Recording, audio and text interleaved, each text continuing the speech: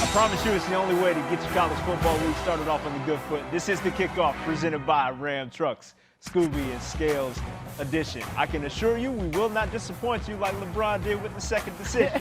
Capping on us. Anyway, that good. Look, plenty of hot storylines coming out of the college football weekend. 2 losses by 2 programs that you didn't expect to lose in Texas and Penn State, and I feel like we got to start with one of them 2 programs. Why don't you start us off with a hot take regarding Penn State? All right, my hot take for Penn State is they will not make the college football playoff this season. Just look at what they have done and look at what they have.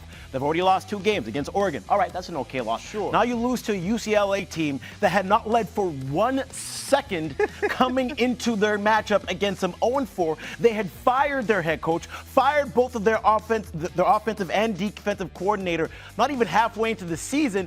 This is a team that hadn't even scored 42 points, hadn't even scored 50 points on the season, and here they score 42 points against Penn State. 10 of 16 on 3rd down. And for Penn State, you look down the line, they have Ohio State, Indiana. Those are 2 top 10 teams. So James Franklin has to do something that we haven't seen him really do consistently, and that's beat a top 10 team. He's 4-21 against top 10 teams. And if you get 3 losses, and this might be 4 losses, you're out of the college football playoff. So I don't believe, even if they split that they will make the college football playoffs. So my hot take is that they will miss the playoffs this year. Hey, dog, look, and you mess around and look at Iowa, they might mess around and lose at Kinnick. It's not an easy place to go on that Saturday. No. So that's 3 more potential losses, but I digress. Let's pivot over to the other loss on the weekend, and that is Texas. And my hot take regarding the Longhorns is that they got bigger problems than just Arch, baby, specifically when it comes to their offensive line and their lack of reliance on them in the run game at large. You're talking just 10th in yards per rush in the SEC. Average first down conversion distance is 8.8 yards. That's not great either. 4th worst blown block percentage in the SEC. And every time it felt like Arch was making a throw down in Gainesville, he was getting his face stretched. A defensive lineman was in his lap, constantly causing pressure and forcing him to make out-of-this-world throws, which, to his credit,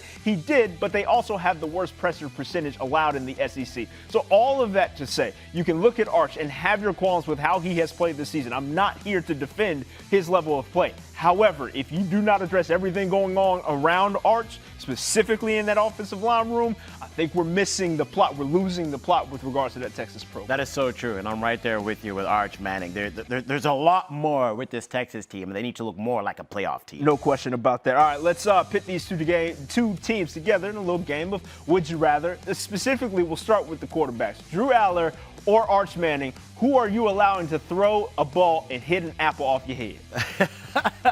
Damn, I'm done either way at this point, right? Bloody nose. But I'm going to go with Arch Manning at this point. I'm going to trust him more as my quarterback because he's younger, right? He hasn't been surrounded by as much talent as he needs to all the points that you just addressed. I mean, Saturday wasn't all of Arch Manning's fault. 6 sacks in the game. The Florida defense and their defensive line is a lot better than people give them credit for. This is one of the toughest defenses to go against. And for Arch Manning, I don't think they have an identity on offense yet. When you constantly have people in your face, your mechanics are rushed a little bit. So when he has time to go through his mechanics, set his feet and drive off of it and throw a ball, it's usually accurate. No question. I'm going to go with Drew Aller in this situation because, look, if I only need one throw, I know Drew Aller will make it, even if it's too little too late. We saw it in that game against Oregon. That late touchdown to tie things up was absolute money. And I'm not going to absolve his coordinator, as far as Andy Kotelnicki goes, as far as his role in the lack of creativity and downfield threat that the offensive force that Penn State has. In any case, we got to move on to another would you rather. That Penn State or Texas is the team that lets their fans down more through 6 weeks. Which one of those two teams? I got to say Penn State, man. This was supposed to be the team for Penn State.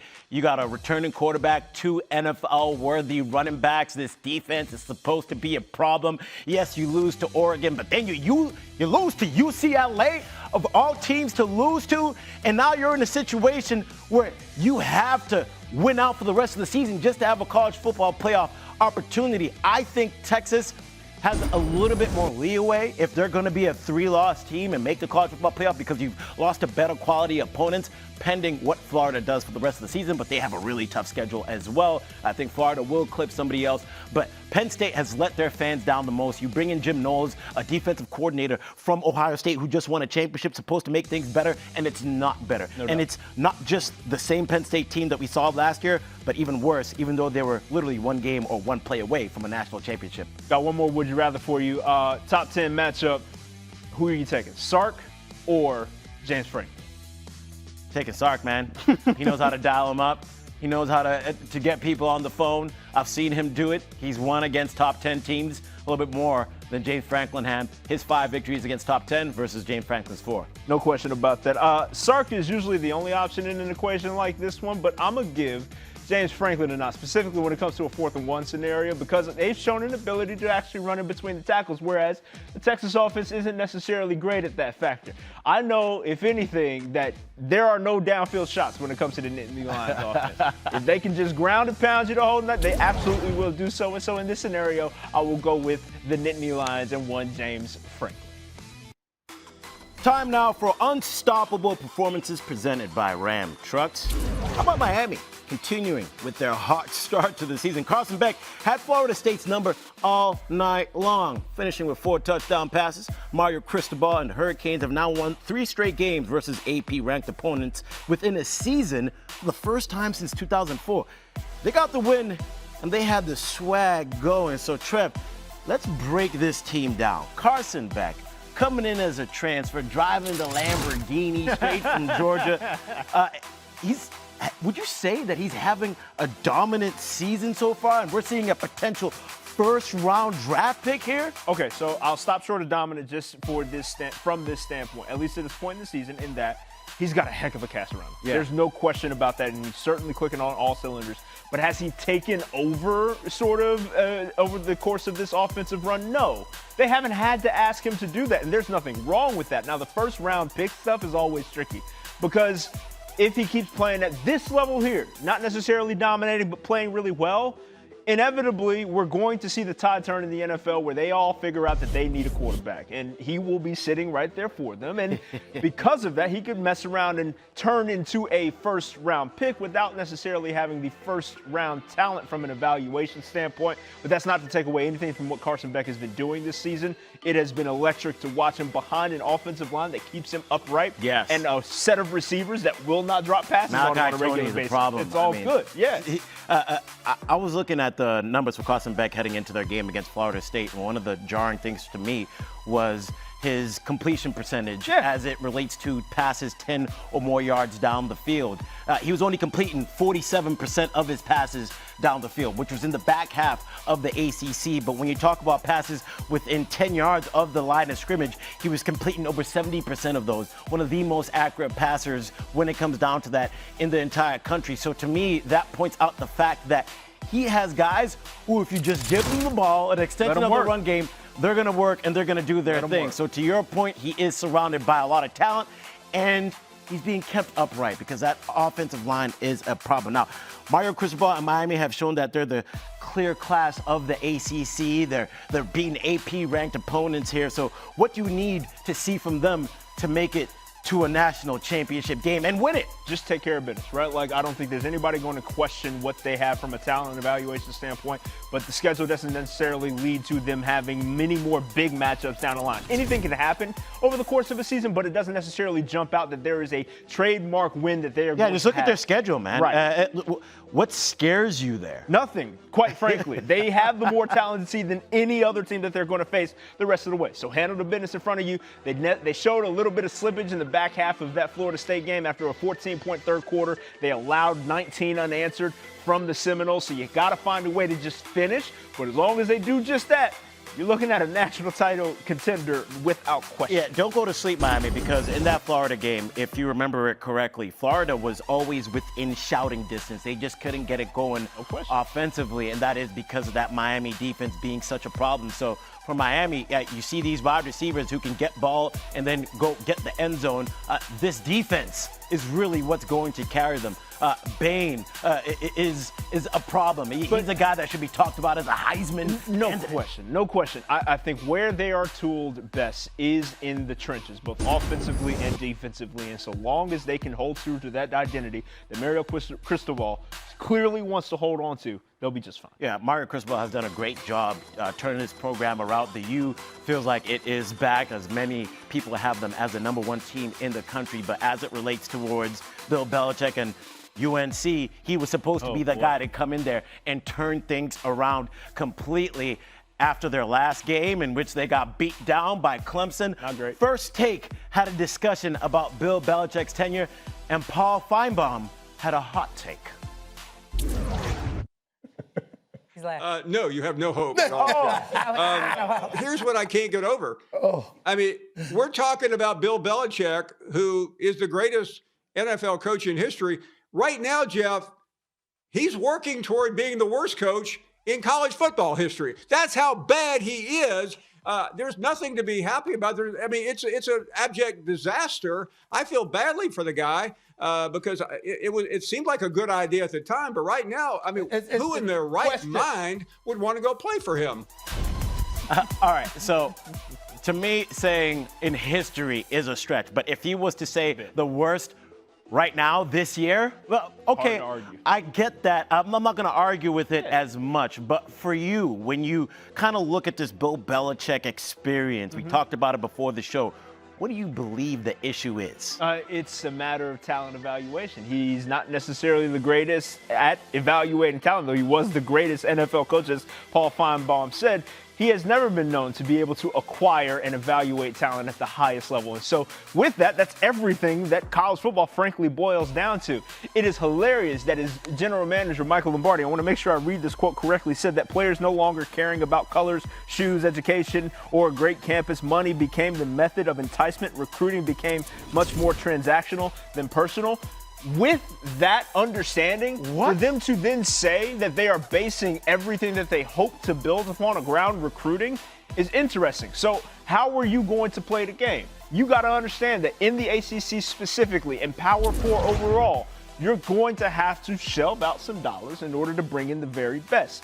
If you are going to stick to the old adage of money is the root of all evil when it comes to college sports, I don't know how you're going to strike that balance of being able to bring in the best players and still hold on to some faux principle of years past. Yeah, they're apparently looking to bring in 40-plus freshmen in the next coming year. And I know they're looking at this situation saying, all right, what we're going to do is build from the ground up. We're going to recruit. We're going to do it the right way.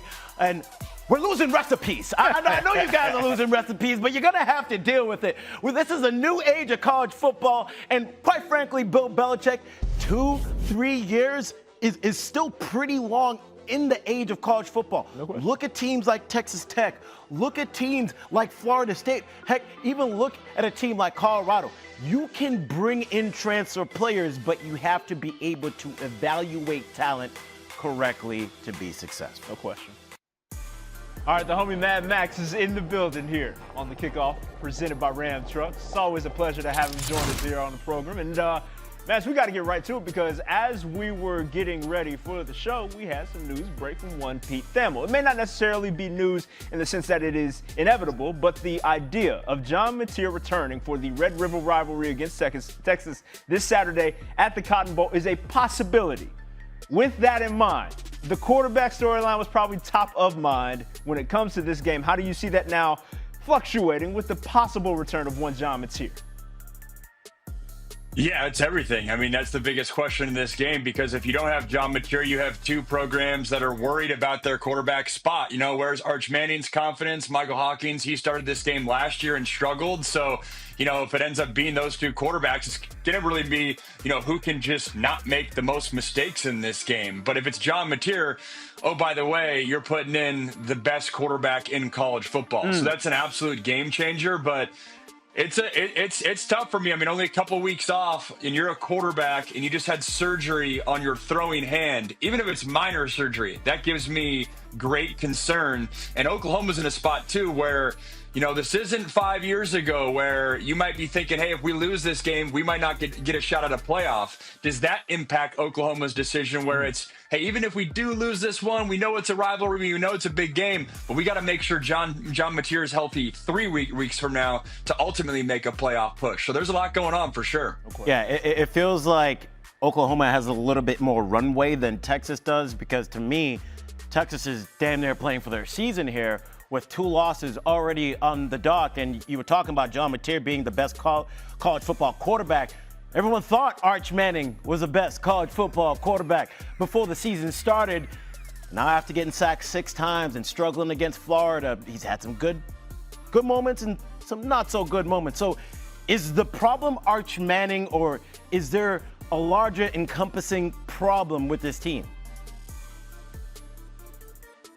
Arch is the biggest glaring weakness of this team right now, but it is a team that is not perfect in multiple areas. The offensive line struggled a week ago. You haven't been able to really get the receivers unlocked, which obviously Arch plays a role in that. And then the run game hasn't been as effective as last year. You know, it's funny. I was critical of Quinn Ewers in the NFL draft process, and I think it's a reason why he fell, because last year I felt like he had a lot of support around him, and I didn't really know if he had the ability to truly drive the car. This year, that hasn't necessarily happened with Texas. They've been leaning so much on Arch, and I feel like Sark's really searching for what this offensive identity is. He's trying to make it a point to get Arch settled in these games and allow him to throw the ball. Well, when you do that, you're going against the run game. And then if you're going all in on the run game, well, then you're not giving your quarterback all the tools to be successful. And I think Sark's really searching for answers. This offense isn't in rhythm. And Arch himself, as it's been well documented, you know, all of September just hasn't been able to get in rhythm. Dude, I'm so glad that you brought up the other glaring issues that Texas is going through, meaning the offensive line and the run game. I spoke to that earlier today, and that's exactly what I feel like we're losing sight of in all of this. But to delve back into the support system surrounding Arch, you mentioned Sark on the opposite sideline being Brent Venables in this coaching matchup. Who do you slight the edge to? I give the slight edge to Brent Venables, and imagine saying that comment a month ago when Sark was arguably the best coach in college football 100%. And Brent Venables was arguably on the hot seat. But I give it to Venables because, one, this defense that leads the country in total defense at only 193 yards given up per game, that is absolutely lights out. And Venables just has less answers or less questions that he's searching for, more answers than Sark. I think he knows big picture what his offensive identity is, whether it's Hawkins or John Mateer. Obviously, Mateer unlocks a lot more for them offensively, but the fact that he can go into this rivalry and feel like he has a lights out defense and he's not trying to necessarily search for answers offensively, and just Oklahoma, I feel like, is going in with less pressure in this ball game, even though they're the team that's higher ranked, even though they're the team right now with the perfect season, it still feels like on the outside, Texas has all the pressure in this game.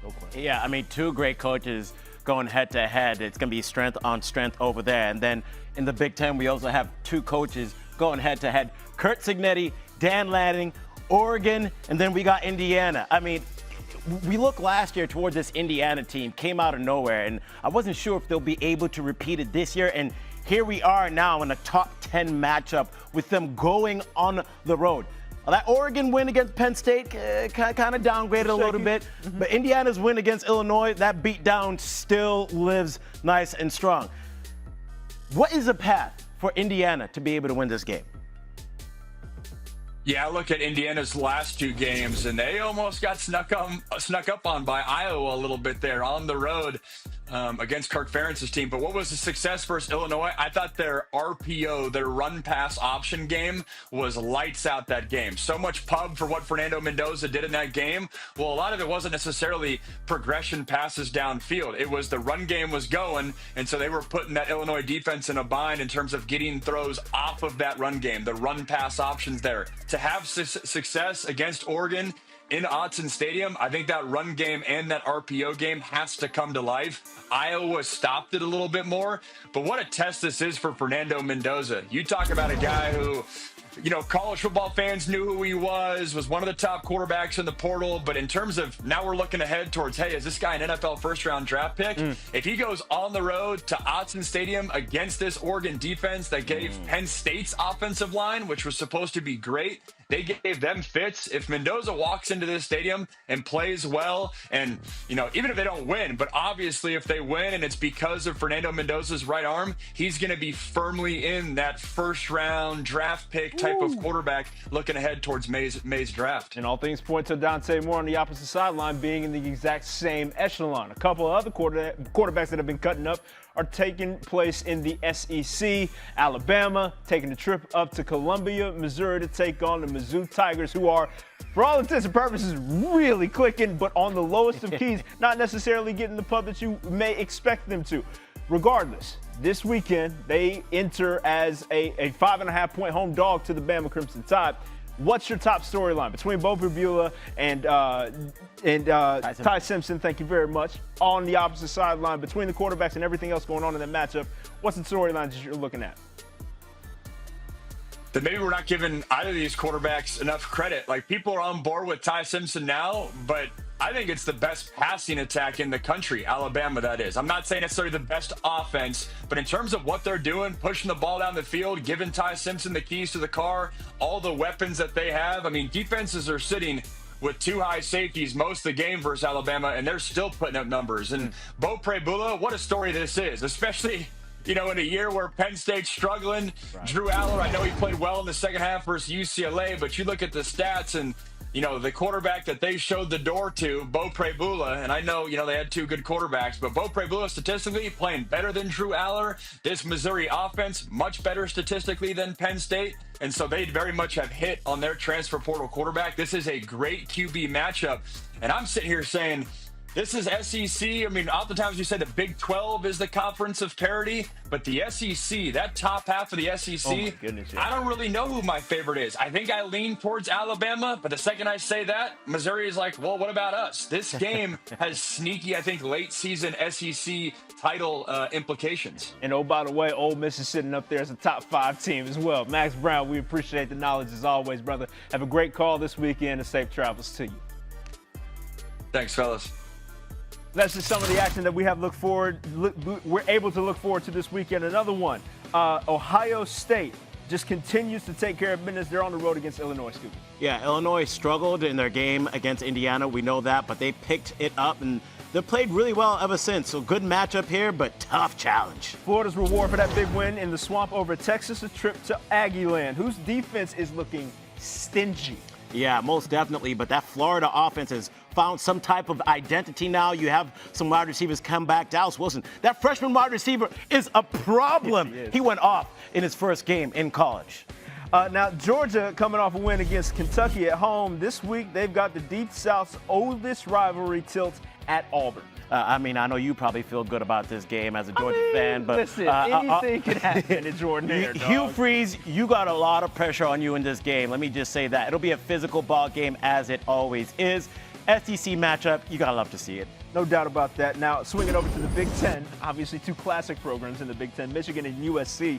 Trojans quietly have one of the best run games in the country, but they'll need to stop the run in the Big House. Yeah, most definitely. I think this matchup is going to be about USC trying to get on top of Michigan really fast because Michigan will lean on you. But this is an explosive offense they're going against. Let's see how it goes.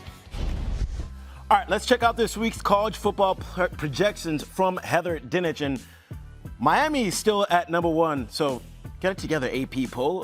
Followed by Oregon and followed by Ohio State and Oregon. Texas A&M at number 4. Alabama, the highest-ranked 4-1 team.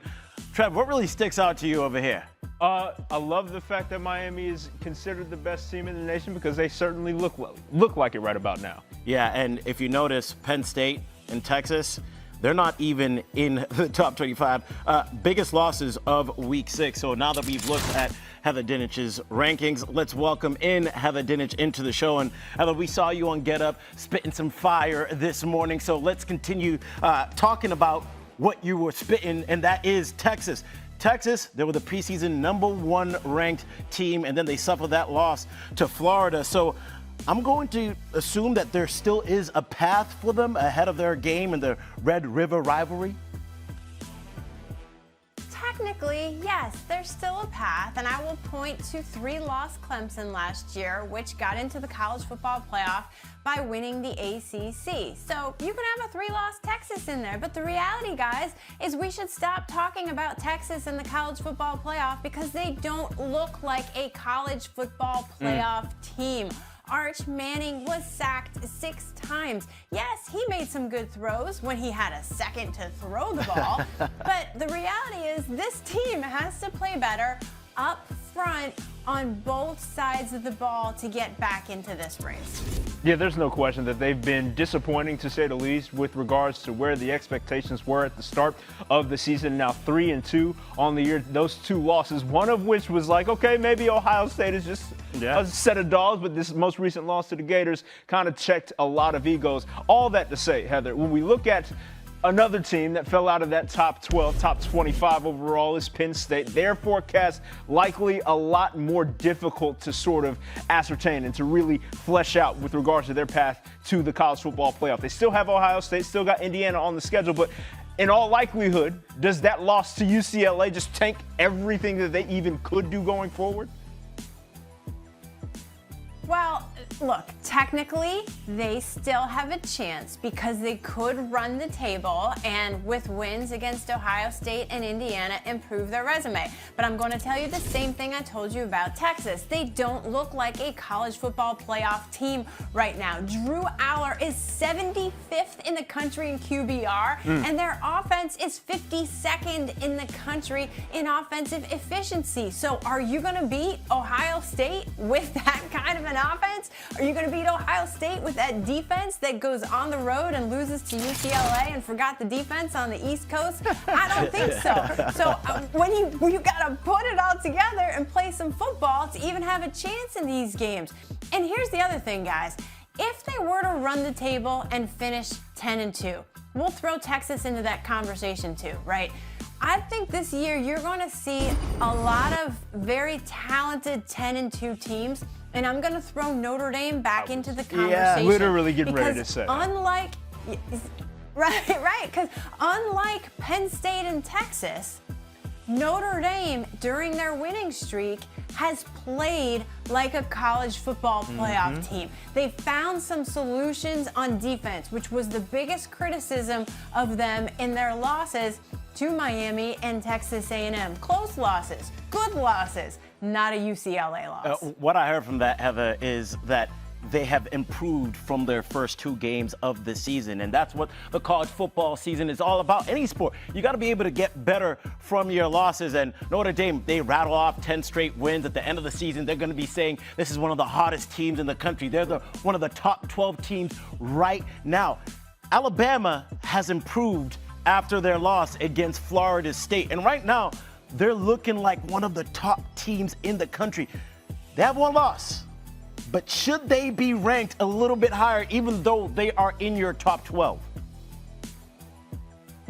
I'm not going to push them up yet because the undefeated teams above them they have the better combination of eye test and resume, I think, overall. And yes, Alabama has got a good win against Georgia, and I think that when you put together what they've done recently, clearly a better team since the Week 1 loss to Florida State. But I think when you look at Miami with wins against South Florida, Florida State, Notre Dame, those 4 wins right there, in the eyes of the College Football Playoff Selection Committee, I think would give them the edge at number 1. They have a slight edge over Ohio State in strength of record. My question, guys, is more about Oregon. How good was Oregon's win against Penn State? Yes, such a good point. So terrible now after the Nittany Lions Thanks went a lot, on the Penn road State. and lost that game to a team that hadn't won a game. And so we used that to transition right into the Oregon tilt against Indiana, because though that win over Penn State may not look as great, the win against Indiana, a win rather, against Indiana could boost them back up to the lure that we had them at. What other implications can this game between Indiana and Oregon have on the college football playoff and the Big Ten at large? Well, the reality is the loser of this game is not out of the college football playoff by any stretch of the imagination. But what we are talking about here is seeding, right? We're talking about the Big Ten championship game and an edge in the conference standings. Oregon doesn't play Ohio State or Michigan. So if Oregon were to lose to Indiana and finish 11-1, and you've got Ohio State undefeated, you've got Indiana with 1 loss, right, to the Buckeyes, those 2 teams are probably going to be in the Big Ten championship game. Now, Oregon, because of the way the seeding changed this year, remember, you can be one of the committee's top 4 teams and earn a first-round bye and a top 4 seed without winning your conference championship. But this is one of those games that's going to impact those standings and just the way the shuffling is in terms of the seeding and the ranking. Yeah, I feel like if it was 2 huge name schools, this game would have even more hype behind it. But Indiana, just take off the helmet sticker and put these 2 teams next to each other. It's a huge game, and I can't wait to see who's going to come out on top. And Heather, we always appreciate your time. I look forward to hopefully chatting with you on Saturday or sometime soon next week. Yep. Sounds good, guys. Thanks so much. Enjoy the games. Man, big slate. Yeah. Last week, on paper, it didn't look like a huge slate. That's how it always goes. But what do we have? That's a whole bunch of parity. How it always goes. And look, coming up to this weekend, there may be a lot more marquee matchups, but you never know what could happen amidst all of the parity that, to use your word, we've seen thus far through this season. It's the halfway point, baby. Unbelievable. Unbelievable. So fast. This has been The Kickoff presented by Ram Trucks. Appreciate y'all kicking it with us.